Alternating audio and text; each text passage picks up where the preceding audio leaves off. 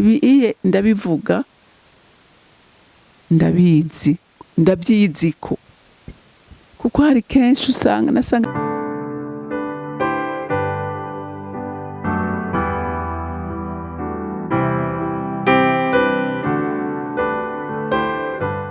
bakunzi bahori Kanani TV ndanezerewe kandi gusubira guhura namwe ngo tuganire ijambo ry'Imana. Ariko imbere ko dutangura kuganira reka tubanze dusenge. Ndagushima Mana kandi ndagukunda. Ubwo ndagukunda ni warumbanje ko sinari nkunditse nari mubi ariko ngirira neza umpagakiza kawe ku buntu. None muvyeyi mwiza ureke tugushime kandi tugushimagize. Abakwizeye bose tunezerwe nuko twagizwe abana mu rugo kandi atagikorwa na kimwe ciza twakoze kuko tumerite iyo faveur irengeje. Reka abana b'Imana bose mwami Imana bagushime kuko watugiriye neza kandi ndakwinginga kubw'ubuntu bwawe bwinshi mwami n'ubu komeze kubana natwe, komeze imitima y'abana bawe mwami bakwizere bamenye ko ari wewe utuma umuntu abaho kandi tutegurira ivyiza uko bukeye nuko bwije. Mana ndagushimiye kandi ndakuninahaje icubahiro cyose n'amashimwe yose aba yawe. Abanda bisenze ndavyizeye kuvyumvise mu izina rya Kristo Yesu. Amen. Amen. Dusangire rero ijambo ry'Imana riri muri Matayo igice ca 6 turasoma kuva ku murongo wa 24 dushikane ku murongo wa 34. Ni jambo rivuga ngo ntituba abakristo biganyira kuko data turazi neza ko twitwararika. Umuntu wese no kuri agire umutima wo kwizera Imana no kudahungabana kuko nahungabana ntaco hindura, ariko ni wizera Imana Imana irakugirira neza. Reka rero dusome aho twavuze muri Matayo igice ca 6 duhere ku murongo wa 24 dushikane ku murongo wa 34. Haravuga ngo ntimukiganyire. Nta usaba abami babiri kuko yokwanka umwe agakunda uwundi canke yoguma kuri umwe akagaya uwundi. Ntimushobora gusaba Imana n'itunga. Nico gitumye ndababarira nti ntimukiganyire amagara yanyu kuvyo muzojya canke kuvyo muzonywa canke umubiri wanyu kuvyo muzokwambara. Mbega amagara ntaruta ivyo kurya canke umubiri nturuta imyambaro? Nimurabe ibiguruka byo mu kirere, ntibibiba ntibishwabura kandi ntivyimbura mu bigega, ariko so wo mwijuru arabitunga. Mbega mwebwe ntimubiruta cane? Ninde muri mwebwe yoshobozwa n'amaganya kwiyongerereza igihe na gitoyi ku minsi y'ukubaho kwiwe? Ni kuki mwiganyira kuvyerekeye impuzu? Nimurabe amashurwe yo ku misozi ngene akura, ntiyirigwa araruha, ntajisha impuzu. Ariko ndababwira yuko na Salomo mu bwiza bwiwe bwose atarashajije nka rimwe muri ayo. None Imana ko yambika ivyatsi byo ku misozi y'icyo biriho uwo munsi, ariko nk'ejo bigatererwa mu ziko, mbega ntazorushiriza kubambika mwebwe abo kwizera gukemwe?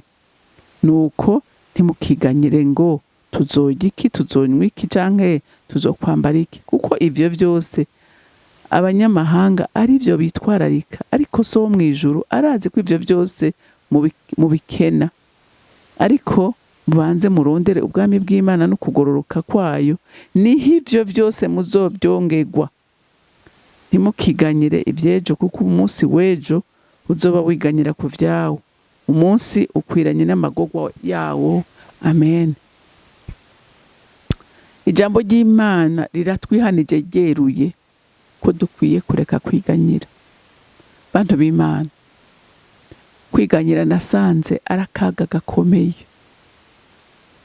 IBI ndabivuga ndabizi ndabyiziko kuko kuko hari kenshi usanga nasanga niganyira niyumvira cyane nkagerageza kwiyumvira ariko ngasanga nta n'inyishu nimwe ndiko ndatora ku bibazo ndimo nimwe ahubwo atari kuruha atari kumene ku mutwe atari kumva nama na migraine ariko umunsi navuze ngo mana ndadugije ibiganza imbere yawe ndadugije mu ntambara ndimwo mu kibazo cyose ndimwo nta kintu na kimwe nshoboye ndabiguhaye nk'uko wabivuze ngo tukwikoreze imitwaro yacu ndayikwikoreje umunsi navuga iryo jambo nuzuye amahoro ndonka n'akaruhuko ko mu mutima ngubwa neza kandi atari uko ibintu byose bimeze neza haleluya umva nta handi bantu b'Imana tuzokura inkomezi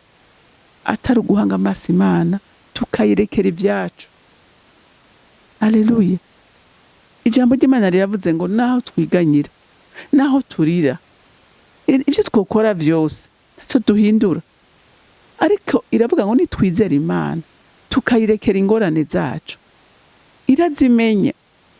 irazimenya ingene izitorera inyishu mu gihe cyayo yateguye aravuga ngo ntidukwiye kwiganyira ngo mbega turagiki mbega turangwiki mbega turambariki Imana ivyo iravyitwararika iri ijambo rikomeye ririmwo muri aya majambo tuganiriye ni ijambo ritubwiye ngo tubanze bwa mbere haleluya tubanze ubwa mbere turondere ubwami bw'Imana no kugororoka ngo ibindi bisigaye izobiduha haleluya baduhaye akarorero ati inyoni ni murabe inyoni ubundi mu maso y'Imana nta gaciro kanini zifise nk'uko Imana iha agaciro umuntu yaremye mu ishusho yiwe ikamurema bafatanije umugambi n'Imana kuko umuntu egasanga uyu mugambi n'Imana iki kibanza urimwo Imana yakiguteretsemwo kugira ngo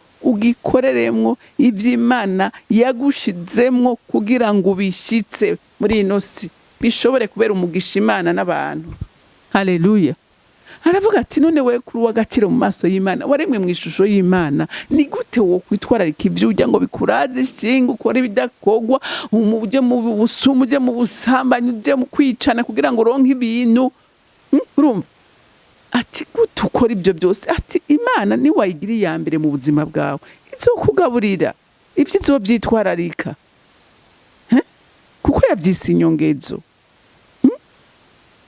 ngo ntimwiganyire ibyo kujya kuko oya ngaha ngo ariko ku murongo wa 33 ngo ariko mubanze murondere ubwami bw'Imana no kugoroka kwayo ngo n'ibyo byose muzovyongerwa urumva ibi twiganyira ibidutunga bitunga bacu ibyo twambara ibyo turya ibyo tunywa ibituma imibiri yacu ibaho Imana yabyise inyongezo kandi byavuze ngo nzobibaha ariko mubanze mwitwararike ubwami bw'Imana haleluya twizere Imana tumenye ko Imana nta kintu na kimwe coba ku muntu wahita kiza nta na kimwe Imana iranka umuntu yiganyira Imana ntishaka kunezerwa n'umuntu yiganyira kubera bica vyerekana by'ukuri ko umuntu atizeye Imana umuntu yizeye Imana ntashobora kwiganyira kuko abazi neza ko Imana hari isezerano yashize iravuga ko itazigerereka umwana wayo ngo asonze nzo kwigerereka umwana wayo ngo yambara ubusa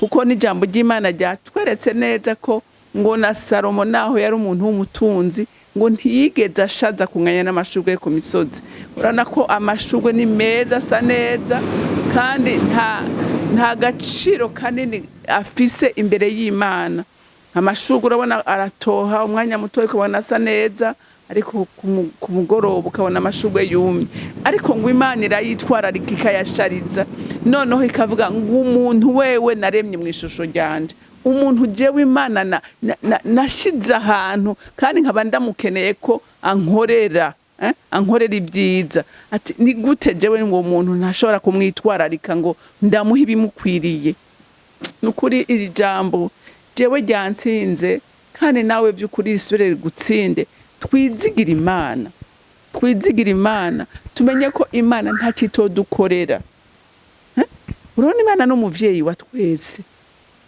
iyumvire wewe uri umuvyeyi ingene umwana wawe yo kwiyumvira ngo mbega jewe ndagiki, mbega jewe ndambara iki. Ese umwana ivyo vraiment umwana aravyibaza, umwana muto ataragera gushika mu buzima bwo kwikorera. Ese mwumva uwo mwana yo kwibaza ngo je ndaza kwambara gute, ndaza kujya gute, ndaza kurara he kandi afise papa na mama ntabyo yiyumvira.